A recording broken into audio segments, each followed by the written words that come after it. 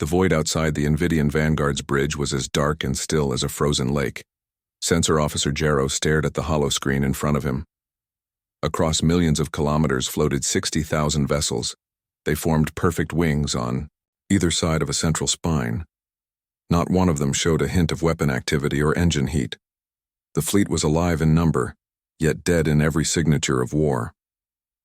Deep inside the flagship's hull, Admiral Vallis stood behind Jarrow's station. Her long coat fluttered in the recycled air as she leaned forward. "Explain," she ordered, her voice steady but laced with concern. Jarrow spun the display around. No energy spikes, no weapon flares, no shields online. They are silent. Silence was an alien concept to the Invidians. Their fleets always thrummed with power. Sensors picked up fusion cores, thrusters, defensive fields. But this array showed only cold steel and dark decks. Vallis tapped a control panel. "Comm a drone squadron. Send recon units out. I want readings on every ship." Outside, small scout drones drifted into the formation. Each one carried delicate sensors crafted to slip past detection. On the bridge, the screens blinked as they relayed data back. Admiral Vallis watched every readout, every graph, every fluctuating line. Yet nothing changed. No signs of battle stations, no hidden pulses of energy. Even the comm channels went silent. Jarrow frowned. "Ma'am, I have cross-checked 3 times. They are drifting on inertial paths, no power to spare for weapons or shields." Vallis pressed her lips together. "They must be hiding something," she said. She tapped her comm link. "Intelligence Core, run thermal scans again, push filters to extremes." Moments later, the Corps' report arrived. It confirmed the earlier findings. The human fleet was nearly inactive. Their power cores were set to minimal output. The only warmth came from life support cycling. This was not a trick of some new cloaking. It was deliberate stillness. Below decks on Earth's flagship, Unity of Hope, Fleet Commander Amina Lee sat, in the Peace Garden. Soft lights glowed among potted ferns. Water trickled over a stone basin. She breathed in the clean air. Around her, diplomats and scientists prepared for the greatest meeting in human history. None expected weapons. All carried gifts instead of guns. Commander Lee glanced at her console. It showed the Invidian fleet approaching. The distance closed by the second. Yet she felt no fear. She stood and walked through the garden's winding paths. Each step echoed lightly on the polished floor. She reached the center, where a single white rose grew under glass. She touched its petals. They were soft. Back on the Invidian bridge, the drone feeds filled the holoscreen with images of human ships. Sleek white hulls curved like birds' wings. Panels shimmered in soft blue light. On some decks, robotic gardeners tended plant beds. On others, artists sketched scenes of alien worlds. On still more, children floated in zero-G playrooms. Nothing military, nothing hostile. Admiral Vallis studied the scenes in silence. The images told a simple story. These ships had no killer intent. If they carried a weapon, it was hidden very well. She tapped her service collar. "Captain Silix, prepare a greeting packet. Send our protocol drones to initiate contact, but keep our main fleet at hold position." "Acknowledged," replied Captain Silix, his plated shoulders rising as he straightened. Jarrow stayed at his station. He stared at the lifeless sensor readouts. His tentacles twitched. "I still find it odd," he said. "An entire fleet built and sent here with no war signatures. What is their goal?" Admiral Vallis did not answer at once. She gazed at the holoscreen where distant stars glimmered. "Intent can be as silent as still water," she said at last, "or as loud as a crashing wave. We must learn which. Proceed with caution." Moments later, the protocol drones slipped out through the void. Each one resembled a small crystalline orb. They glowed with soft green light, the sign of peaceful approach among the Invidians. The orbs drifted toward the nearest human ship, recording every detail. Jarrow monitored their path. If the humans attacked, the drones would flee and report. On Unity of Hope, Commander Lee watched her own sensors. They showed the Invidian drones on approach. She smiled and waved her hand over a console. A suite of reception lights bloomed across the ship's bow. They formed a living rainbow, shifting colors in slow, graceful waves.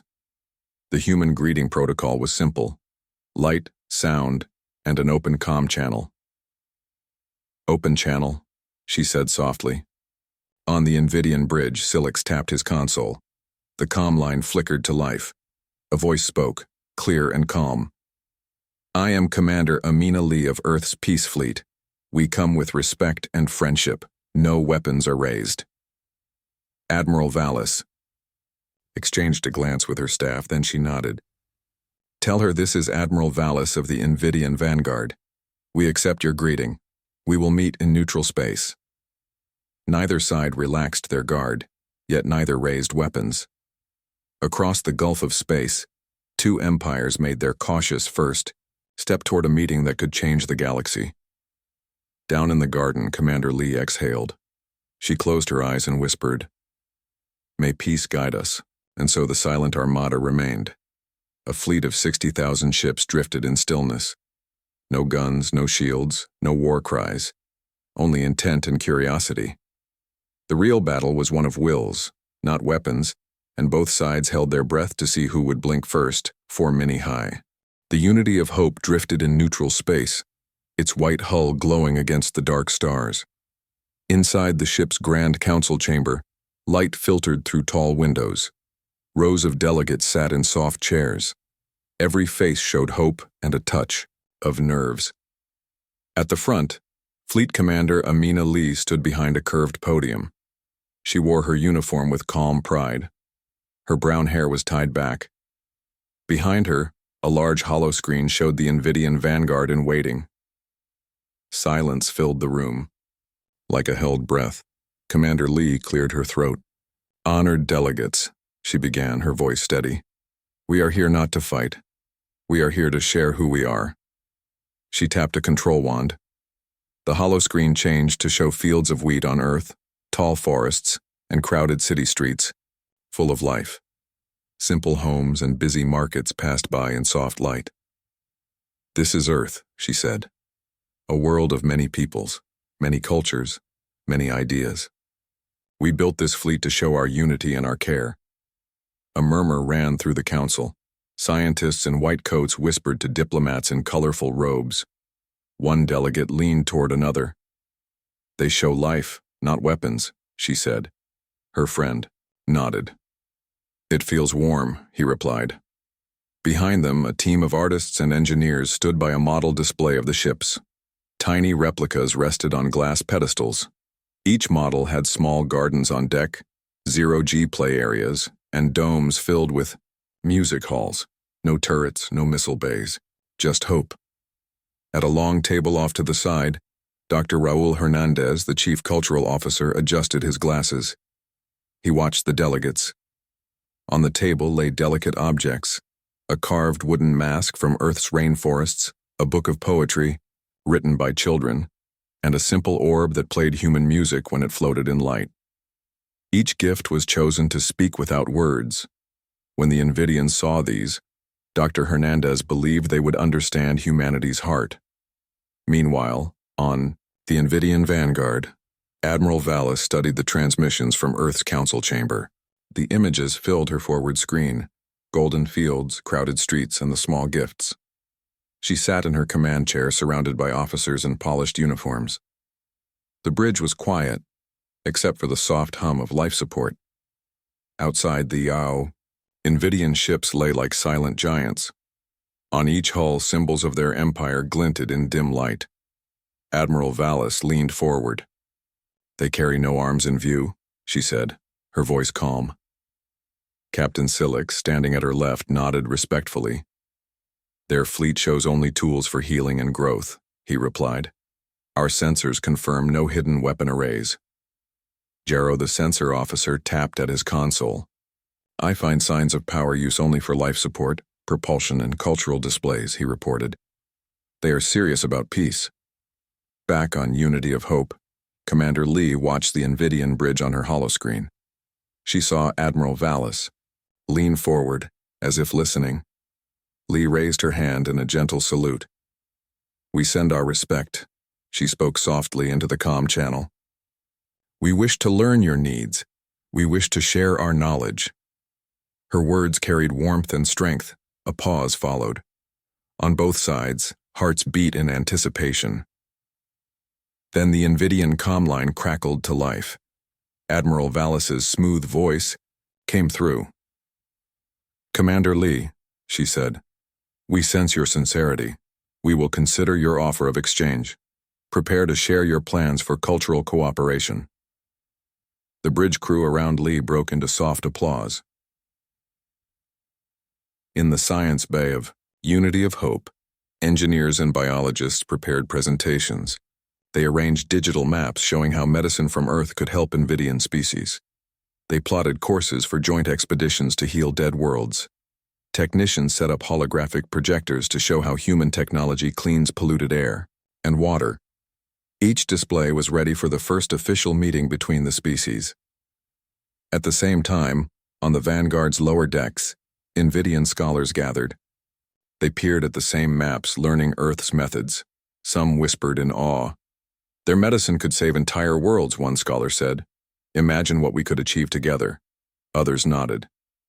This is the chance to end needless loss, another replied. For generations, the Invidian Empire had grown through power. Now a new path emerged.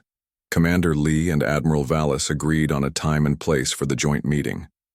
They chose a small, uninhabited moon as neutral ground. There, beneath a pale sky, humans and Invidians would meet face to face. Both sides prepared gifts. Earth brought seeds and art. The Invidians brought rare minerals and crystalline instruments. Each offering spoke of respect and partnership. As the hour drew near, the stars beyond the port seemed to brighten. Crews on both ships paused their duties.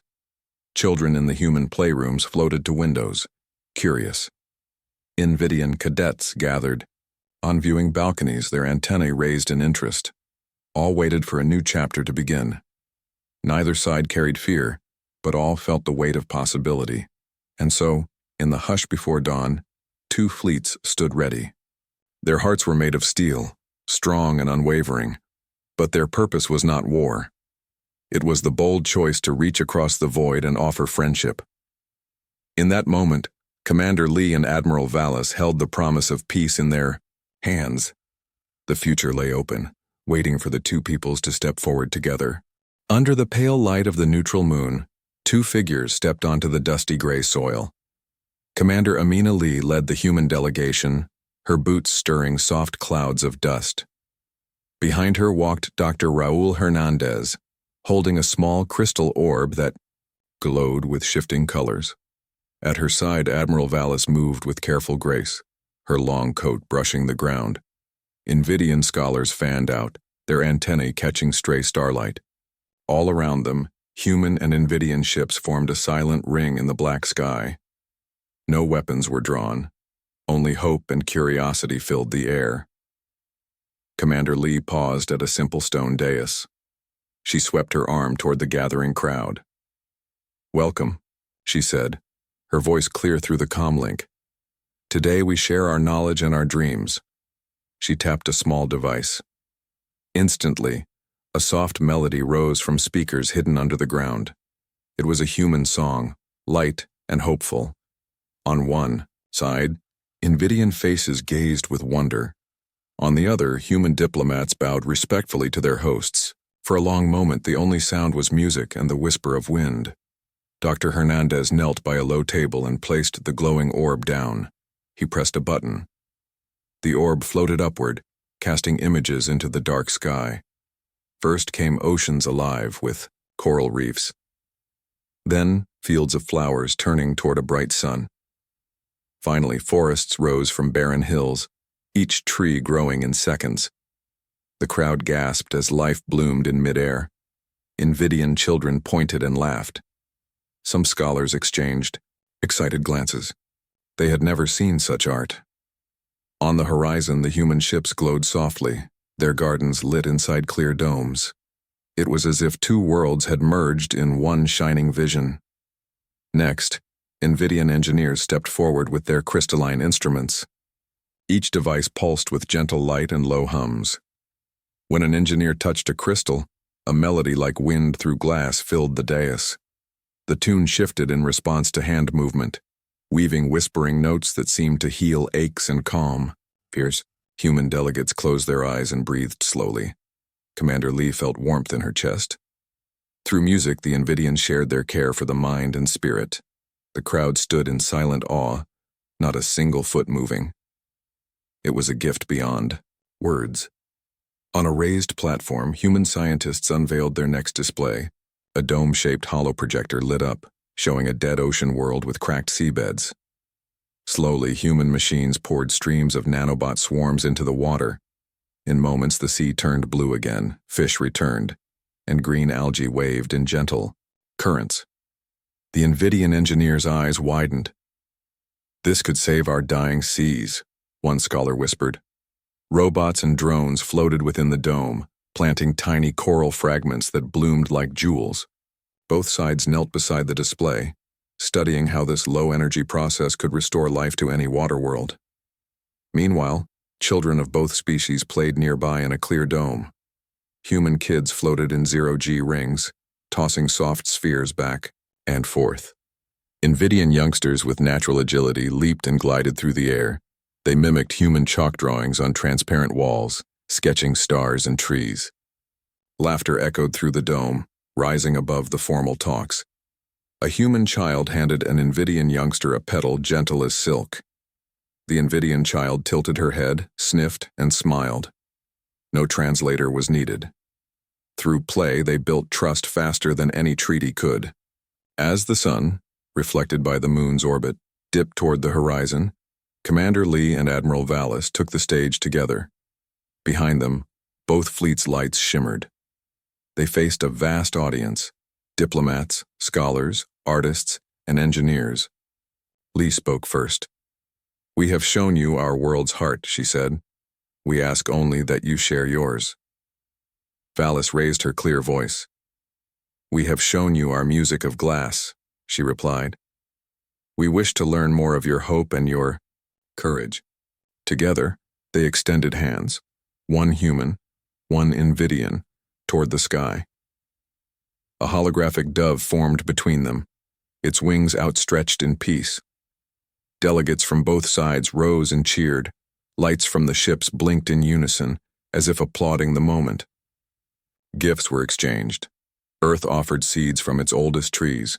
The Invidians gave crystalline vials of healing light. Each present spoke of shared intent: to grow life, to heal wounds, to learn together. Around the dais, the air hummed with new possibility. No soldier stood on guard. Only friends stood ready to build a future. That night, under a sky full of stars and silent ships, a great feast began. Long tables held fruits neither species had tasted before: sweet moonberries and Invidian luminescent pods that glowed when bitten. Conversations rose like music. Soft questions about family, about art, about the songs each people sang at dawn. Commander Lee walked among the guests, offering a warm smile or a gentle nod. Admiral Vallis stood by the crystal orchestra, listening to the glass instruments play a joint melody. Around her, Invidian and human scholars debated plans to explore ancient ruins on distant worlds. By the end of the feast, the crowd had grown close as one gathering. Children lay on open blankets, tracing constellations with bright fingers. Adults shared stories of past challenges and dreams for tomorrow. The moon's pale light cast soft shadows, but no fear remained in any heart. On this quiet world, the true power of peace had been unveiled. It was a power beyond weapons, beyond fear, a power born of wonder, of art, and of shared hope. And, as the ship stood guard overhead, the galaxy watched as two peoples, once separated by fear, wove their destinies together in a tapestry of light. 4 many high. In the black silence of neutral space, the human and Invidian fleets hovered like two great stone circles facing each other. No weapons gleamed along the lines of ships. Only soft lights marked windows and crew bays. Between them lay a small asteroid, chosen as the meeting ground. Its surface was pockmarked and gray, with a single crater at its center. Here, on that bare rock, The true test would come, not of firepower, but of will and belief. Commander Amina Lee stood on the asteroid's rim, her white uniform bright against the void. She watched the Invidian ships folded in their formation, each hull painted in dark blues and silvers. In her hand, she held the Treaty of Mutual Aid, its pages filled with promises of shared science, culture, and healing. At her side, Ambassador Mei Chen carried the Earth's peace lantern, a small glowing sphere that symbolized hope. Both items were unarmed, yet they carried great power. Admiral Vallis observed from her flagship's bridge, her eyes steady on the human vessel. She felt the weight of her empire's history pressing down, centuries of conquest and order, built on strength and fear. Yet here before her was a fleet that spoke not of fear, but of trust. She gathered her officers. "We stand at a crossroads," she said softly. "Our next move will define our people's future. Remain cautious, but do not let doubt blind you." A secure comm channel linked the two leaders. Commander Lee's voice came through clear and calm. "Admiral Vallis," she began, "we offer you more than alliance. We offer friendship. No guns are pointed at your ships. No shields will crack your hulls. We ask only that you join us in healing the worlds we share." Her words were simple, yet they carried deep conviction. Across the void, Admiral Vallis weighed her reply. She could not deny the evidence. The human fleet showed no signs of hidden armaments. Their records spoke of medicine, farming, and building. Still, she spoke with the stern tone of command. "Commander Lee," she responded, "your offer is noble, but consider our people's past. We have met kindness with betrayal before. How can we trust that this peace will last? What if your fleet hides a hidden weapon you unleash when we lower our guard?" On the asteroid, diplomats from both sides listened through their own channels. Human envoys exchanged worried glances as Invidian delegates murmured among themselves. Some Invidian officers tapped their claws on railing bars, unsettled by the idea of forsaking centuries of strategy. On the human side, counselors urged Commander Lee to stand firm. The silence stretched, each second heavy with the possibility of a misstep. Commander Lee closed her eyes for a moment, then opened them with renewed resolve. "Admiral," she said gently, "trust is built in small steps. We knew this would be hard. Let us take the first step together." She held up the peace lantern, its pale light shimmering. "This has guided our councils for generations. It never fails. We offer half of its light to you. If you accept, you hold one half and we both guard it. Together we prove our promise." Admiral Vallis studied the floating sphere on Lee's screen. The glow was soft, almost fragile, yet it seemed to fill the void between their ships with warmth. After a long moment, Vallis leaned forward. She activated her comm. "Very well," she said. "We will take your symbol and guard it alongside you. But know this. Our people demand proof. We will join your missions of healing, but only if you accept oversight from our scholars. We will learn your methods and you will learn ours." The negotiation grew taut. Commander Lee nodded. "Agreed. We welcome Invidian scholars on every mission. We welcome your guidance and your questions." A ripple of relief passed through the human advisors. On the asteroid, the diplomats breathed easier. The standoff of doubt was shifting toward collaboration. High, above them, the fleets mirrored the change. Lights along the Invidian ships blinked, acknowledging a new signal. Human vessels let their shrouded gardens bloom in view, showing life without fear. Small transport shuttles lifted from both armadas, carrying experts and scientists down to the asteroid's surface. Each craft bore the peace lantern symbol alongside the Invidian crest, side by side for the first time. As the transports touched, down Commander Lee and Admiral Vallis prepared to meet in person. They would exchange the halves of the lantern, sealing the preliminary accord. Both leaders felt a quiet thrill. This was more than a treaty of words.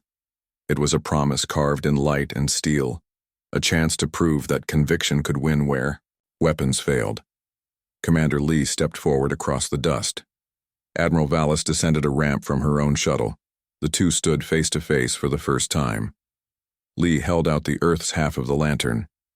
Valis extended one slender hand, fingertips brushing the metal frame. In that touch, centuries of fear met centuries of hope. Neither flinched. Together, they joined the two halves. The lantern's glow grew bright, bathing the moon's surface in gentle light. Around them, the delegates erupted in quiet applause. No speakers blasted triumph. No chants rose in victory. Only the soft hum of unity filled the air. And so the standoff ended, not with a blast of weapons, but with the joining of two hands. In that moment, humanity and Invidians chose conviction over conflict. The silent fleets above held their breath, waiting for what would come next. But on that gray rock, lit by a simple lantern, the first rays of a shared future shone clear and true. The Invidian vanguard drifted in precise formation as before, but beneath its calm surface a storm was rising. In each ship's command center, officers huddled in small groups, speaking in low tones. On the bridge of the flagship, Admiral Valis watched the holo displays with growing concern. Her eyes flicked from one report to the next. Petitions filed by junior officers, data logs of private viewings of human art, and encrypted messages calling for debate. The treaty had not melted away old fears. It had cracked them wide open. In Deer, the High Command chamber, Valis convened her senior staff. The polished metal walls gleamed under soft lights as she took her place at the head of the long table. Captain Silic stood to her right, his posture as perfect as always. To her left, Commander Raylon, one of her youngest flag officers, shifted uneasily. Valis cleared her throat. "Our people are unsure," she said. "We must understand their doubts before they divide us." Raylon rose. His voice was calm, but firm. "Admiral, I have heard from my officers aboard the Fourth Wing. They ask why we risk so much in partnership when we know the Terrans could turn on us at any time. They speak of our history, of battles we won and worlds we claimed. They fear that peace will make us weak." Across the table, Captain Tiv tapped his clawed fingers. "And yet," he countered, "those same officers watched your cultural broadcasts last night. They saw human children laugh and dance. They learned how our instruments can soothe pain. They ask why we would ever choose conquest over this new power of goodwill." The discussion went on for hours. In rooms on every ship, similar conversations played out. At the edge of the fleet, Sensor Officer Jaro reviewed data of private screenings. Humans teaching Invidian cadets to paint simple landscapes, diplomats sharing poems about lost homeworlds. The images were breathtaking. Yet some Invidians worried these acts hit a trap. Others found themselves moved beyond words, and even took to sending small gifts back. Crystalline flowers that pulsed with soft light, strange seeds that glowed under Invidian stars. Meanwhile, on Earth's flagship Unity of Hope, Fleet Commander Amina Lee watched her own console. She saw the reports of Invidian petitions and private viewings. Each petition had a clear message. "We are torn. We do not know which way to turn. We fear our own people more than we fear you." Lee turned to Dr. Raul Hernandez, who stood beside her holding a data pad. "They are watching us more closely than we thought," she said. "They are afraid we will change them, or that we will betray them." Dr. Hernandez tapped a button bringing up new proposals. "Then let us show them more," he suggested. "More art, more music, more simple stories of human kindness. Let us flood their network with tales of shared wonder. They cannot fear what they come to love." Lee nodded. "Prepare the next transmission. I want scenes of our farmers planting seeds on barren soil, our doctors treating the sick on distant outposts, our children reading stories under starlight, and send invitations for Invidian scholars to join us in those missions." Back in the Invidian fleet, the transmissions arrived.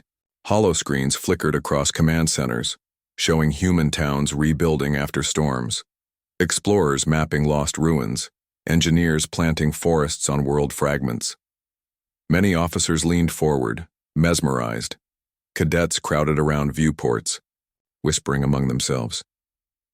"They do not hide their work," one young lieutenant said. "They let us see the whole process." A senior strategist shook her head.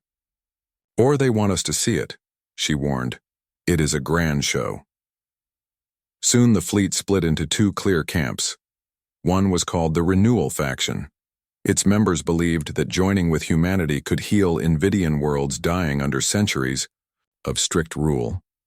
They drafted plans for joint expeditions to bring human medicine to barren planets. The other group, the Sentinel faction, held fast to tradition. They argued that any softening of Invidian strength would invite chaos and rebellion. Yet even within this group, voices softened as more officers watched the human transmissions. Admiral Valis watched these shifts unfold. She convened a fleet-wide broadcast, one she had not planned before the treaty. Her image filled every holoscreen, framed by the timeless void. "People of the Vanguard," she began, "we stand at a turning point. We have heard your fears and your hopes. We did not conquer every world with weapons. We did so with order. Now we face a new order based on trust. I ask you, will you help us build it?" Across the fleet, lights blinked in response. Some remained steady. Others pulsed in patterns chosen by the Renewal faction. Valis saw the signals with relief, and some with caution. But most were new patterns of cooperation, not conflict. High above on the silent decks, Invidian envoys gathered in small teams, preparing to meet with human scientists. They packed data crystals and healing salves, alongside small bundles of glowing flora from their own worlds. The first mixed teams would depart within hours. On Unity of Hope, Commander Lee received the news. She tapped her comm. "Admiral Valis, we see your people reaching out," she said. "We welcome your envoys with open arms. We will share every resource we have, knowledge, medicine, and song." Her words carried the warmth of sunrise. On the Invidian side, Valis replied, "And we will share our own gifts. Together we will prove that strength can be gentle and that power can heal." As small shuttles lifted from both armadas, the quiet tension at last broke. The Renewal faction cheered in small bursts. The Sentinel faction watched in thoughtful silence.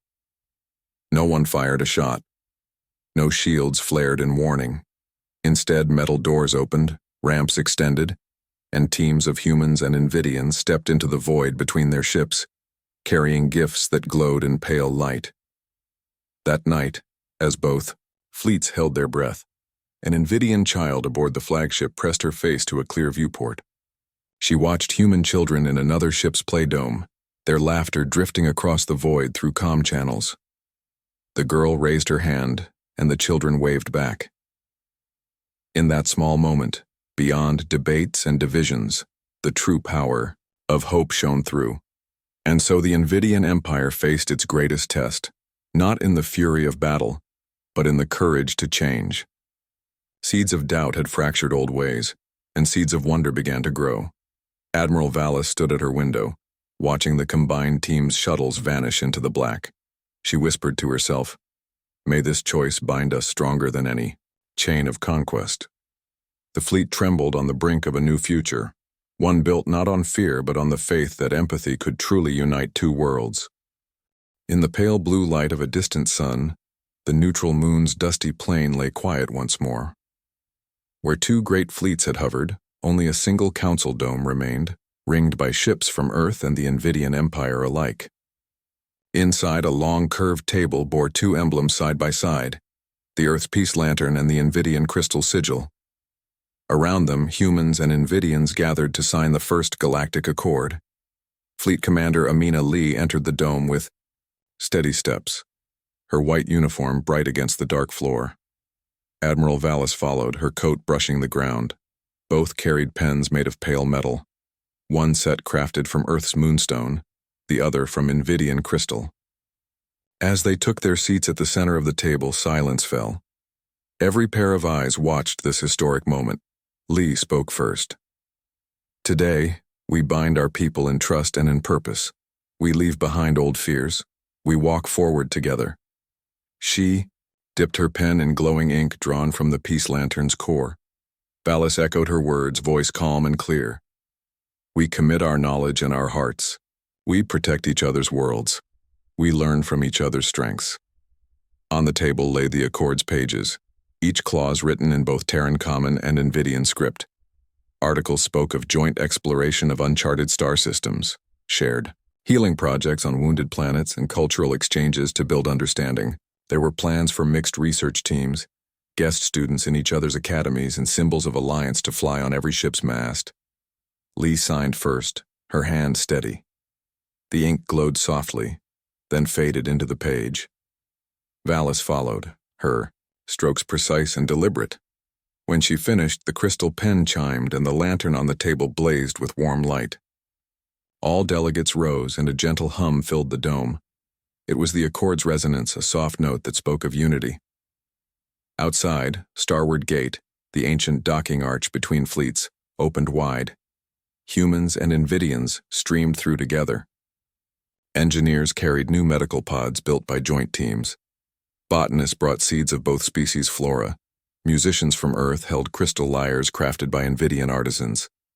Children from each world held hands, racing through the arch with laughter, weaving flags of both empires as ribbons behind them. On the Invidian flagship, Admiral Valis invited her senior officers to view the first mixed mission report.